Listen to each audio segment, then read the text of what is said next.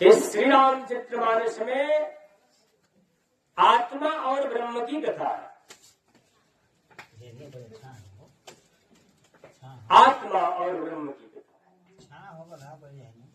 सुनने वाले विद्वान, समझने वाले विद्वान इस पर विचार करेंगे। रामचरितमानस लिखते समय गोस्वामी जी ने कहा, बनती मोर सब गुण रहित, विश्व विदित गुण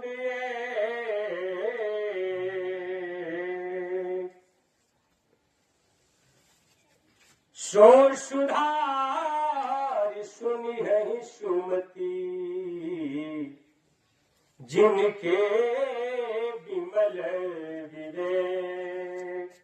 प्रेम से बोले सच्चिदानंद भगवान की।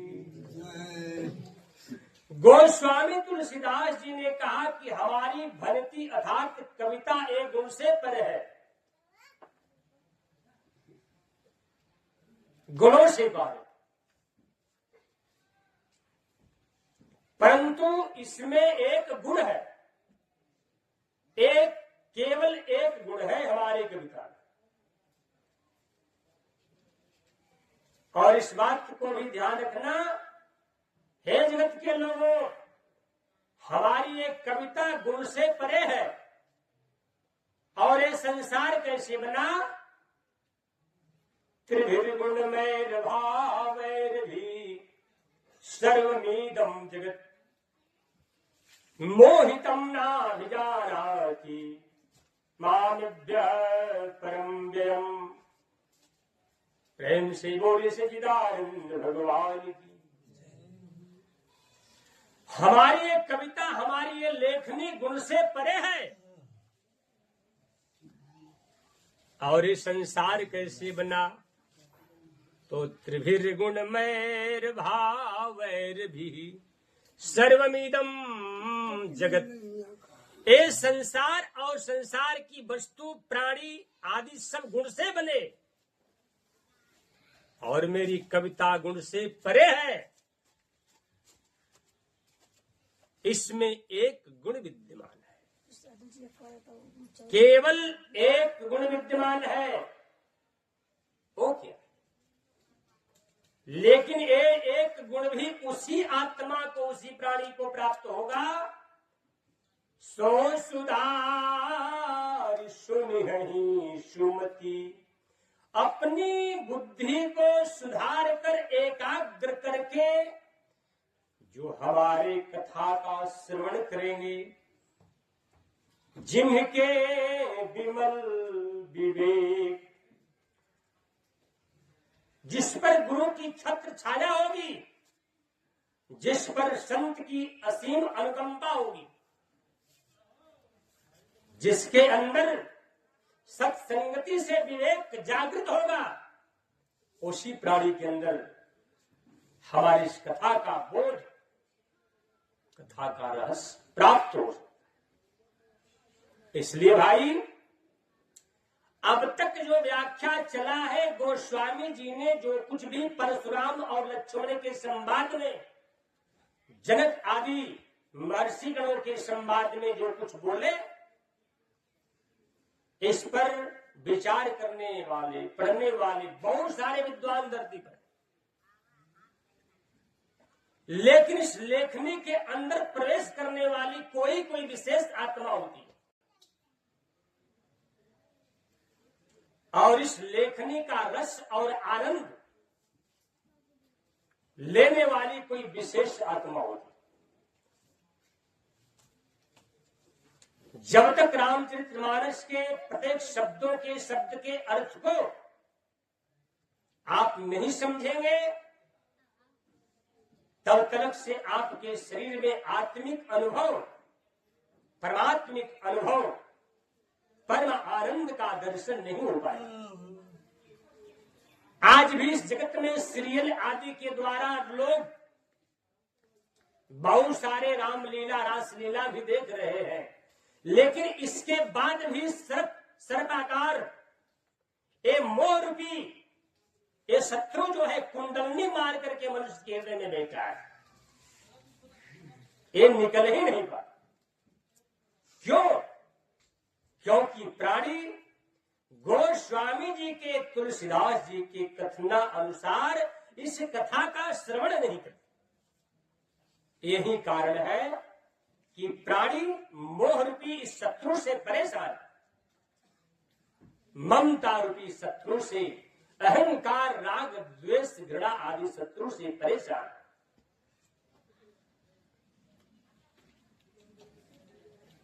वेद पढ़ने से, शास्त्र पढ़ने से, पुराण पढ़ने से, मंदिरों में जाने से, तीर्थ यात्रा कर लेने से केवल आत्मिक अनुभव नहीं होगा। पठन्ति वेद शास्त्राणि, पठन्ति वेद शास्त्राणि बोधयन्ति परस्परम न जानन्ति परम तत्त्वम दर्विं पातरसम यथा शिरो बहति पुष्पाणि गंधम जानाति नासिका। शिरो बहति पुष्पाणि गंधम जानाति नासिका। सिर तो पुष्प के माला को धारण करती है, लेकिन गंध, इस फूल में कितना गंध है, एक गर्दन नहीं, एक नासिका, नासिका जानती। पठन्ति वेद शास्त्राणि दुर्लभो भावबोधका शिरो बहति पुष्पाणि गंधम जानाति नासिका। पठन्ति वेद शास्त्राणि दुर्लभो भावबोधका। लोग वेद शास्त्र पुराण तो पढ़ते हैं, लेकिन इसके रहस्य और तत्व को नहीं जानते। इसलिए मैं मूल रहस्य को बताना चाहता हूं। दवा खाने के बाद भी अगर प्राणी का रोग न ठीक हो तो दवा से क्या लाभ? मंदिरों में जाने से जब आपको शांति नहीं मिली, वेद और पुराण का अध्ययन करने पर भी आपको शांति नहीं मिली, तो फिर इसका लाभ क्या? वेदों में कमी है, शास्त्रों में, मंदिरों में कमी है, आप में कमी है, किसमें कमी? दवा तो जो बनाई गई वो प्राणी के कल्याण के लिए ही है, लेकिन दवा काम नहीं करती। क्यों? क्योंकि मरीज जो है इस दवा का सही इस्तेमाल नहीं करता। अर्थात माया का रोगी, ममता का रोगी व्यक्ति इस शास्त्र रूपी औषधि का, संत रूपी औषधि का, ग्रंथ रूपी और मंदिर रूपी औषधि का सही इस्तेमाल नहीं करता। अगर आप दवा के साथ परहेज आप नहीं करेंगे, दवा के साथ अगर आप परहेज नहीं करेंगे तो ये दवा व्यर्थ। इसलिए शास्त्र, वेद, पुराण और मंदिर आदि में तीर्थ यात्रा में जाने के साथ साथ आप अपने शरीर की दिशा, आप अपने मनोवृत्ति की दिशा, आप अपने इंद्रियों की दिशा, आप अपने आत्मा की दिशा बदलने की चेष्टा करें। नहीं तो जो शरीर आप पा चुके हैं शायद ये कभी कभी मिलता है,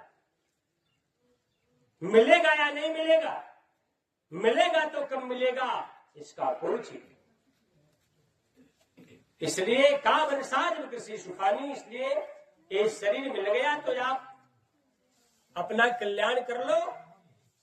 औषधि आपके सामने है, लेकिन औषधि काम नहीं करती।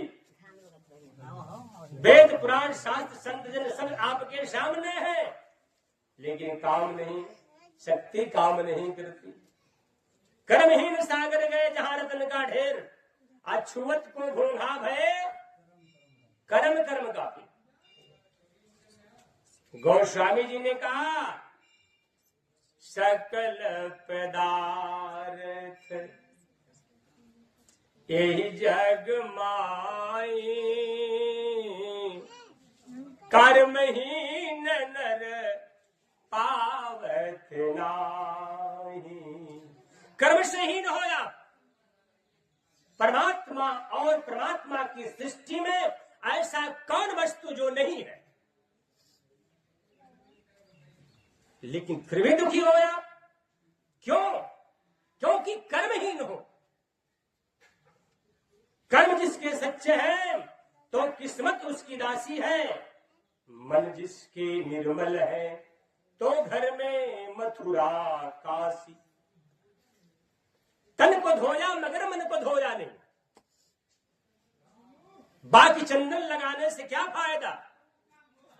आपने तन को तो धो लिया लेकिन मन को नहीं धो पाए। चंदन लगाए, वस्त्र पहने, क्या फायदा? मंदिर में आ गए आप, वस्त्र लेकर के, पुष्प लेकर, जल लेकर भगवान को समर्पित करने आ गए, लेकिन केवल मंदिर तक आप सीमित है। मंदिर में आने के पश्चात आप पत्र भी भगवान को चढ़ाए,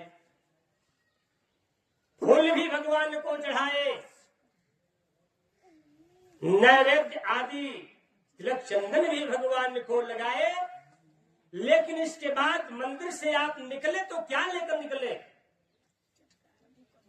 मंदिर से आप निकले तो आप खाली हाथ निकले, कुछ नहीं मिला आपको। मंदिर से निकलने के बाद कुछ नहीं लेकर, अहंकार लेकर जा रहे हैं, ममता लेकर जा रहे हैं, मोह लेकर जा रहे हैं, हिंसा लेकर, राग द्वेष घृणा लेकर निकल रहे हैं। बस केवल मंदिर तक सीमित है आप।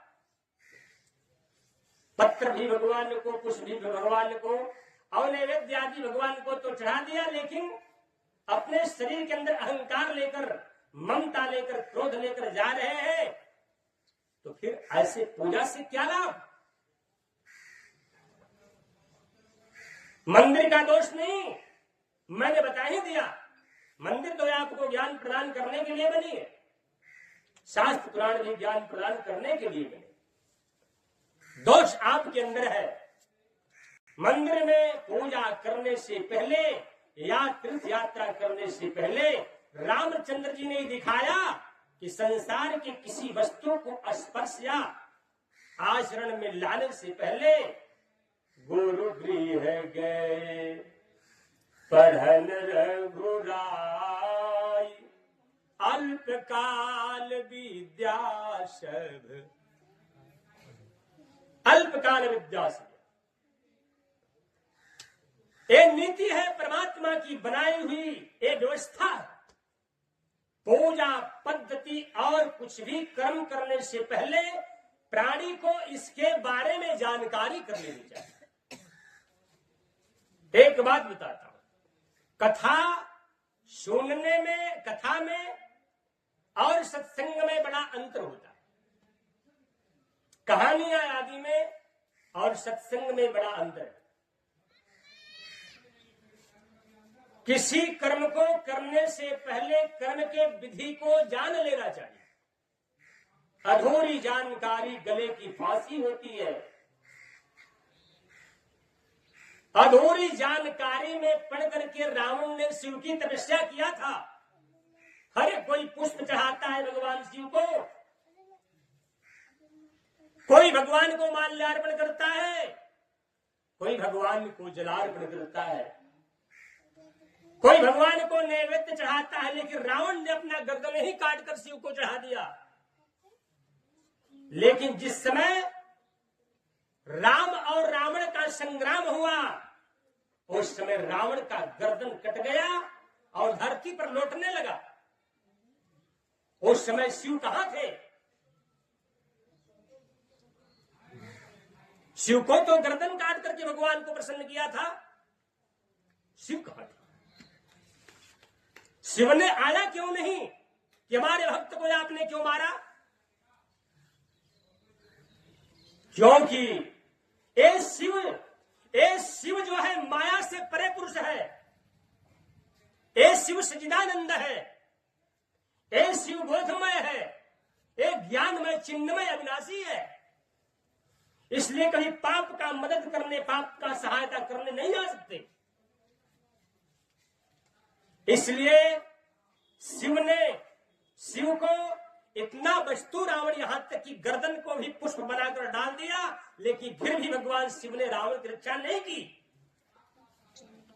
और आप तो पुष्प शिव जी को चढ़ा रहे हैं। शिव जी खुश हो गए, मांस नहीं छोड़ूंगा, क्या हो जाए, क्या बिगड़ जाए। शिव जी को माल्यार्पण करते हैं, पैसा खर्च करते हैं। हम हिंसा करें, चोरी करें, व्याभिचार करें, मांस का सेवन, वेश्यावृत्ति करें, दुष्टों का काम करें, क्या हो सकता है? इतना बड़ा अंधकार आपके शरीर में समाया हुआ। प्रमाण मैंने दिया कि जिस शिव का भक्त रावण था, शिव ने रक्षा नहीं किया एक पाप के कारण। क्योंकि रावण का पूजा पाठ जो था, उसकी तपस्या पापमय हो गई, अधर्म पथ पर चल दिया, तपस्या शक्ति काम नहीं की। अब वही काम आप भी करते हो, आज आप रावण हो भी नहीं, आप रावण हो भी नहीं। रावण तो दिव्यता था, छोटी सी शक्ति, छोटा सा उम्र, छोटा सा शरीर है, अपने शरीर पर इतना गर्व। इसलिए आप जो है इस रहस्य को सत्संग से समझे। भगवान कभी भी केवल पुष्प और माल्यार्पण से प्रसन्न नहीं होते। अगर चढ़ाना हो भगवान को तो श्रद्धा सुमन अर्पित करो। श्रद्धा ही पुष्प के समान है। श्रद्धा मनुष्य के अंदर जो होती है वो फूल के समान है। भगवान कहते भी हैं, पत्रम पुष्पम फलम तोयम यो मे भक्त्या पृच्छति तदहं भक्ति प्रयंत मस्नन्ति प्रयतात् मनः। प्रेम से बोली सच्चिदानंद भगवान की। पत्र आपको देना नहीं आता, भगवान को पुष्प आपको देना नहीं आता, भगवान को माल्यार्पण और नैवेद्य चढ़ाना नहीं आता। कैसे हम अर्पण करें ये पता ही नहीं। भगवान कहते हैं, हे पार्थ, पत्रम पुष्पम फलम तोयम, पत्रम पुष्पम फलम तोयम यो मे भक्त्या पृच्छति।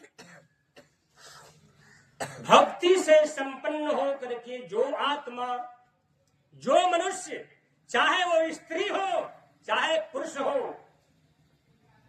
भक्ति से संपन्न होकर मुझ में अतिशय प्रेम करके पत्रम, पत्र को, तुलसी दल को या बेल पत्र को, भक्ति से संपन्न होकर या तो तुलसी दल को या तो बेल पत्र को, पत्रम पुष्पम या पुष्प को, पत्रम पुष्पम फलम तोयम।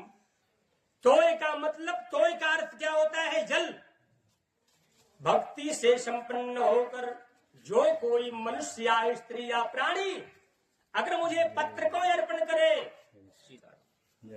और पुष्प को अर्पण करे, जल को अर्पण करे, तो मैं, भगवान श्री कृष्ण ने कहा कि दौड़ करके अपने भक्त के दिए हुए हाथों का भोग दौड़ कर लगाता हूं। कर पूजा नैवेद्य चढ़ावा, कर पूजा नैवेद्य चढ़ावा, आप गई जह पाक बनावा। माता कौशल्या ने पूजा की एक प्रणाली बता रहा हूं। भगवान ने अभी कहा कि अपने भक्त के दिए हुए हाथों का भोग मैं दौड़ करके लगाता हूं। माता कौशल्या ने भी अपने इष्ट भगवान का पूजन प्रेम से किया। खाए भगवान, करी पूजा नैवेद्य चढ़ावा, आप गई यह पाक बनावा। भगवान श्रीमन नारायण के चरणारविंदों का पूजन करके भगवान को स्नान करवा के माता कौशल्या भगवान को नैवेद्य बना